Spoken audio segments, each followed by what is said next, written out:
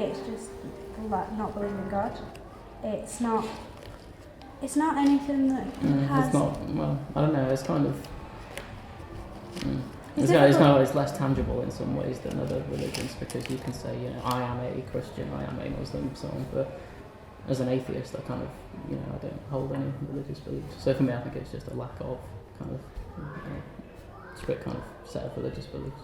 My father is the Catholic, my mum is a Protestant, but weirdly, my dad has since become a Buddhist, and my mum has this kind of affinity with Judaism, although she isn't a Jew. So I've got a bit of a mishmashed family life. Religion didn't really come across my mind all that much. I was always into science as a kid, and kind of sort of trying to answer the kind of story of our origins through science as opposed to religion. So I guess I've always been an atheist, but I think in terms of defining myself that way, probably when I was a bit older, maybe kind of early teens, I'd always say I've never really held any Christian beliefs. Well, in a way, I understand them. I mean, there's so many thousands of religions that are put in your face and shoved in your face. I understand them. I understand if you step back and you say, look, I don't believe in a God. I completely understand. Because, I mean, all right, you're shoved with so many bad examples, with so many bad experiences. But I just think, personally, it's just a group of people that they've been blinded so much. In all due respect for an atheist to believe in what he believes in, I would label him as ignorant. So why he is ignorant? He is ignorant because he has not taken into consideration any forms of evidence to if there is a God or if there isn't a God. He has fully believed that there is not a creator or something that has created him or anything else around him through nurturing, through his environment around him, through growing up as a child to a teenager to an adult. I think in terms of people who are religious or hold religious beliefs, it's not something that I need. It's not something that, but I wouldn't look any worse on someone. I went to a Catholic school, and it was hard because at this stage there was no kind of accommodation for people without faith, not in my school anyway.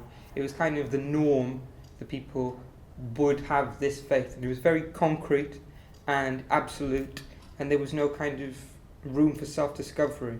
So I found it hard in those years because I felt that I didn't belong and that I was wrong and that I just couldn't see the world like I was supposed to. Because if he believes something passionately, who am I to disprove that? My God's not put me on a status to say he's wrong and I'm right. Right now in this current day and age, we're equal regardless. So I have to respect him as much as he respects me. As well, I've been to Istanbul and I've seen all the mosques there, and the architecture is incredible. I appreciate those kinds of places on a human level. I always find it kind of quite downbeat and very sort of somber, kind of the mood in there when you see people praying.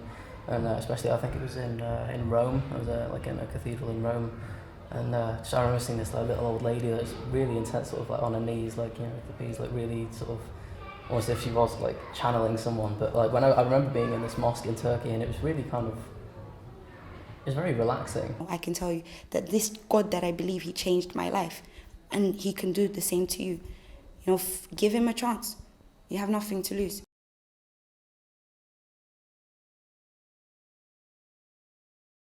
I'd say to someone who was sort of struggling to come out, to come out as atheist, there is always a community out there. I started getting into this I started looking at kind of the work of Richard Dawkins and a woman called Lacey Green and the people on YouTube who were just saying look, there's no God, cool, that's fine. It's not something that you should be ashamed of not believing. You're not failing if you don't believe it. It's just, you don't believe it and it's fine.